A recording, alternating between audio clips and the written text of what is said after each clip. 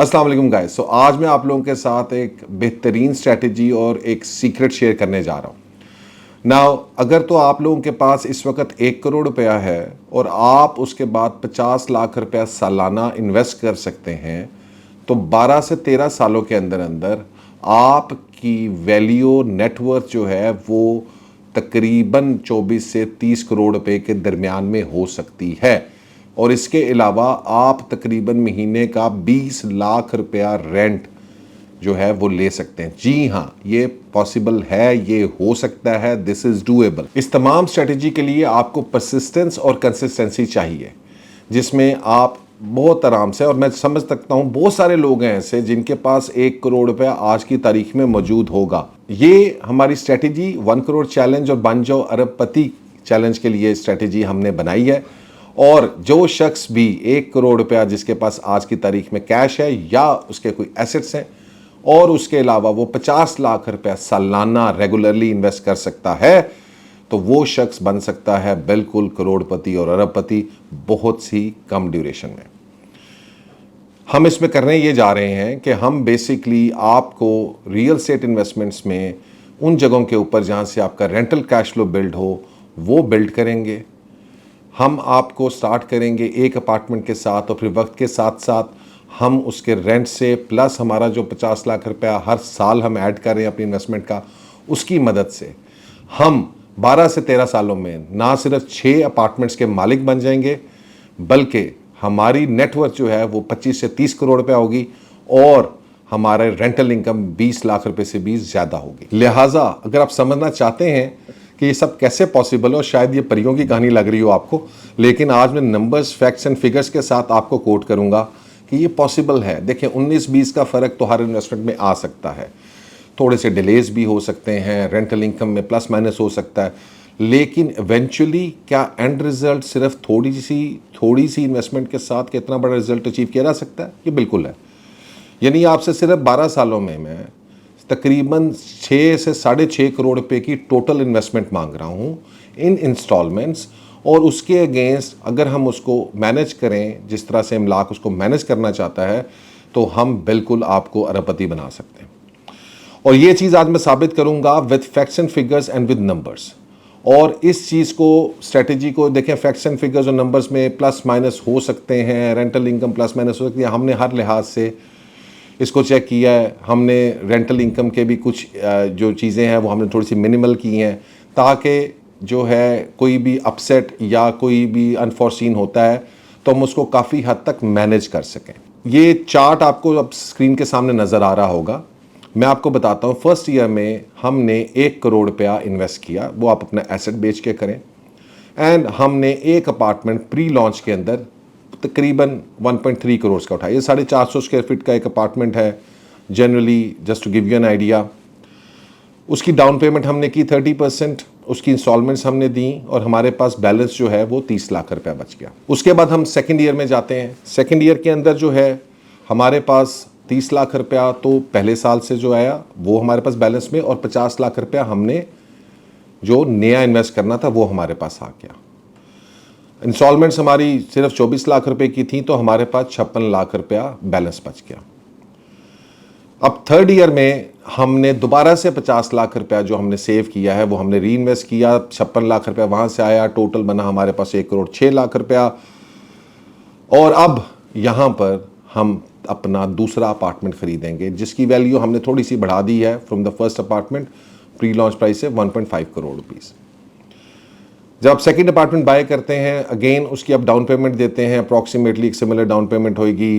Installments अब आपकी double हो जाएंगी क्योंकि आपने पहले की भी देनी है, दूसरे की भी देनी है, तो आपका चूंकि अभी तक रेंट्स आपके नहीं आ रहे हैं तो आपका बैलेंस तकरीबन 0 हो जाता है।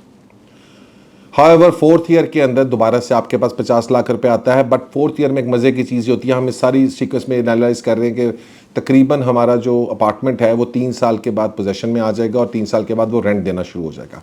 जिस तरह मैंने पहले बताया कि इसमें थोड़ा बहुत ऊपर नीचे हो सकता है, 6 महीने साल ऊपर नीचे हो सकते हैं, but for the sake of calculation हमने उसको कैलकुलेट करने के लिए ये किया है कि हमने जो रेंट्स हैं वो हर साल नहीं बढ़ाए, रेदर हमने उसको 3 साल के बाद इकट्ठा बढ़ाया है, ताकि हम इस चीज़ को थोड़ा सा बैलेंस आउट कर सकें कि अगर रेंट्स डिलेड आते हैं।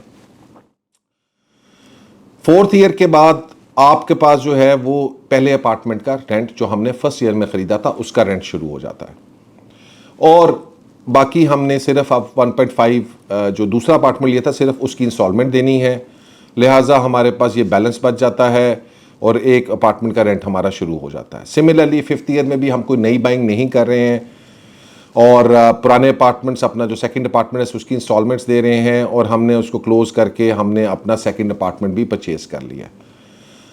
अब ये सारी चीज़ें शुरू में आपको लग रहा है बहुत स्लो हैं, बहुत चीज़ें, but this is the magic of compounding at the end of the day. You will see what happens अगले 5 से 6 सालों में, right, and you will enjoy it. So let's move on to the 6th year. अब 6th year में आपके पास 56 lakh rupees आपके पास पिछले साल का बैलेंस था, 5वें साल का, 6ठे साल में सॉरी, और 1,50,00,000 रुपये आपने नया डाला, 1,06,00,000 रुपया हुआ, तो now you can by your third apartment. अब यहाँ पर हमने उसकी प्राइस जो है 1.9 करोड़ कर दी है, क्योंकि obviously with the passage of time 5-6 is down the road apartments के अपने प्री लॉन्च प्राइसेस के अंदर भी प्राइसेस में ऑब्वियसली एक इंक्रीमेंट आ रहा होगा।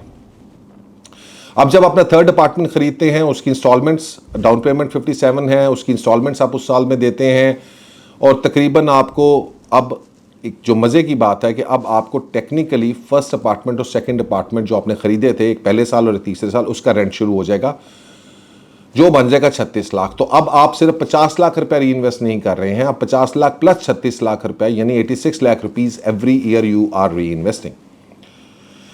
अब आपका रेंट आ गया, 2 अपार्टमेंट्स का शुरू हो गया। 7वें साल के अंदर जो एक और इंपॉर्टेंट चीज़ है कि जाहिर बात है अभी तक हमने पिछले 3 सालों के अंदर अपने अपार्टमेंट्स के रेंट को इंक्रीमेंट्स नहीं लगाए, तो हमने उसका दोनों अपार्टमेंट्स को इंक्रीमेंट दिया, उससे हमारा अपार्टमेंट्स का इंक्रीमेंट 46 लाख के ऊपर चला गया पर ईयर रेंट हमारा, और हमारे पास जो पैसे बचते थे वो 94 लाख थे, तो हम एक चौथा अपार्टमेंट भी जो है वो ख़रीद सकते थे। हमने चौथा अपार्टमेंट ले लिया 7वें साल में जाके, और हमारी जो डाउन पेमेंट्स ये सारा कुछ आपको नज़र आ रहा है, 63 लाख 46 लाख हमारे पास बच गया, 30% इंक्रीमेंट ऑफ रेंट्स हमारा लग गया। So obviously that is also something जिसने हमें अब 50 लाख प्लस 46 लाख यानी अब तकरीबन हमारी जो री इन्वेस्ट रकम हो रही है वो तकरीबन 96 लाख के करीब हो रही है। 8वें और 9वें साल सिमिलरली हमने अपना 50-50 लाख रुपए तो दिया, बट हमने सिर्फ 1.9 और ये जो हमने 1.9 करोड़ में ख़रीदा था 6ठे और 7वें साल अपार्टमेंट्स, इनके फाइनल पेमेंट्स की, इनको क्लोज डाउन किया, और हमारे पास 9वें साल में तीसरे अपार्टमेंट का रेंट भी जो है ना वो शुरू हो जाता है। अब हमारे पास जो रेंट है वो 62 लाख रुपीज़ आना शुरू हो जाता है सालाना रेदर देन। अब यहाँ पर आप मज़े की बात देखें कि 62 लाख रुपीज़ जो हैं जो हम इन्वेस्ट कर रहे हैं हर साल 50 लाख रुपए, ये से ऊपर चला गया। सो हमारी सेविंग से अब 9वें साल में जाके 62 लाख रुपीज़ जो है ये ऊपर चला गया। And now the growth is phenomenal because अब जब 30% इंक्रीमेंट लगेगा, जो सेकेंड इंक्रीमेंट हमें मिल रहा है, तो हमारे 3 अपार्टमेंट्स का रेंट तकरीबन 1 करोड़ रुपया हो चुका होगा 10वें साल में। तो this is compounding, this is what how investments work guys. और अब हम 10वें साल में एक 5वां अपार्टमेंट भी जो है वो ख़रीद सकते हैं। जब 5वां अपार्टमेंट ख़रीदते हैं, अब हमने इसकी प्राइस ज़्यादा कर दी, टाइम गुजर गया 8-9 साल, 2.6 करोड़ पे हमने लिया है और 78 लाख रुपीज़ की डाउन पेमेंट की, सारा कुछ। उसके बाद हमारा 10वें साल में ही चौथे अपार्टमेंट भी जो ये हमने ख़रीदा था 7वें साल, उसकी चूँकि पेमेंट्स कंप्लीट हो चुकी थी तो उसका रेंट भी शुरू हो जाता है, प्लस 30% इंक्रीमेंट आता है, तो हमारा रेंट अब 1 करोड़ रुपया हो जाता है। हम 50 लाख रुपया खुद से सेविंग में से इन्वेस्ट कर रहे हैं और 1 करोड़ रुपया जो है वो अब हमें कैश जो है रेंट्स की सूरत में आ रहा है। This is what I been talking about, how do rents multiply your investments. उसके बाद 11वें साल में भी हमारे पास अल्हम्दुलिल्लाह बैलेंस था, तो हमने छठा अपार्टमेंट भी जो है वो 11वें साल में परचेज़ कर लिया। अब 11वें साल में हम परचेज़ करते हैं और तकरीबन 3 साल गुजरने के बाद जो 13th ईयर है, जो हमारा फाइनल ईयर है, उसके अंदर हमने कोई पैसे इन्वेस्ट जेब से नहीं करने हैं क्योंकि हमारे पास बैलेंस बहुत अच्छा है। हमारा रेंट ही इस वक्त जो है 5 अपार्टमेंट्स का जो है वो तकरीबन 1 करोड़ 70 लाख रुपया आना शुरू हो जाता है। सो हमें कोई 13th ईयर में हमें 50 लाख रुपए इन्वेस्ट करने की ज़रूरत नहीं है। और 13 ईयर्स के बाद तकरीबन हमारे पास 5% इंक्रीमेंट के साथ 30% इंक्रीमेंट ऑफ रेंट लगता है, तो ये तकरीबन 175 बन जाता है। और अभी छठे अपार्टमेंट का रेंट इसमें शामिल नहीं है, जो तकरीबन आपको 14th ईयर में शुरू हो जाएगा।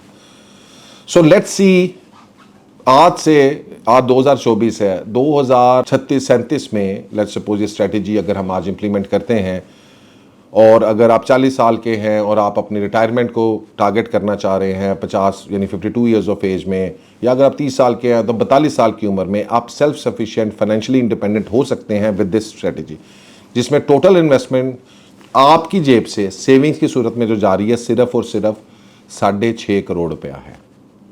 That is it guys, 6.5 crore रुपया 12 सालों में आपने इन्वेस्ट करना है। टोटल अपार्टमेंट्स आपने 6 परचेज किए इस पूरी स्ट्रेटेजी के अंदर। नेटवर्थ आफ्टर 13 इयर्स टेक्निकली ये कि जो आपने पहले अपार्टमेंट लिए ऑब्वियसली उनके अंदर गेन्स हो रहे हैं, चीज़ें हो रही हैं। यू कैन अंडरस्टैंड आज जो आप 1.25 करोड़ 1.5 करोड़ 2 करोड़ रुपए का जो अपार्टमेंट ले रहे हैं, बड़ा ईजीली आप कह सकते हैं कि जनाब 12-13 सालों के बाद वो अपार्टमेंट कुछ भी नहीं तो 4 करोड़ 5 करोड़ रुपए का वैल्यू होगी, बिकॉज उसकी रेंट के साथ एसोसिएट करेगी। तो ये तकरीबन 24 करोड़ रुपया बन जाता है, ठीक है। और इसका जो टोटल रेंट है, जब 6 अपार्टमेंट्स का हम कैलकुलेट करते हैं तो वो तकरीबन 20 लाख रुपीस पर मंथ, यानी टोटल साल का 2 करोड़ 40 लाख रुपया आपको जो है इसमें से रेंट आता है। अब ऑब्वियसली मैं कुछ थोड़े से FAQs भी आंसर कर दूंगा, कुछ लोग ज़रा ओवर क्रिटिकल होते हैं। देखिए ऑब्वियसली 100% प्रिसीजन नहीं होगी इस पूरे के पूरे सिस्टम के अंदर। मैं मान सकता हूं कि कुछ डिलेज हो सकते हैं पोजेशंस में, कुछ रेंटल इनकम में कुछ डिलेज या कुछ कमियां हो सकती हैं, कुछ ज़्यादा भी हो सकता है, प्लस भी हो सकता है। हाउएवर पोजेशन 3 इयर्स के ऊपर हमने कैलकुलेट इसलिए किया है ताकि हमने अपनी प्राइस 3 साल में ख़त्म करनी है। अगर उसका पोजेशन लेट भी होता है थोड़ा सा तो उसका फ़र्क सिर्फ और सिर्फ हमारी रेंटल इनकम के ऊपर आएगा।